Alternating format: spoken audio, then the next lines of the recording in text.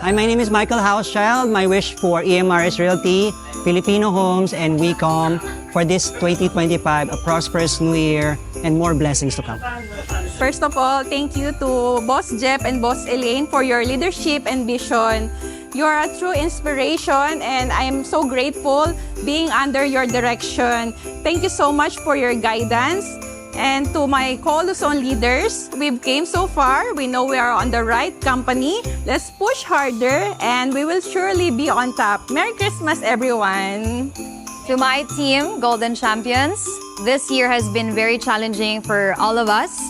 A lot of you maybe have thought of giving up from the industry, but I would like you to know that I am very proud of you and I'm grateful that I am your leader and you trusted me to do this business with you. And I'm very looking forward for 2025 that we will all win this together.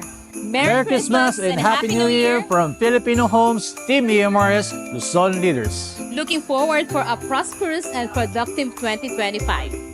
Merry Christmas and Happy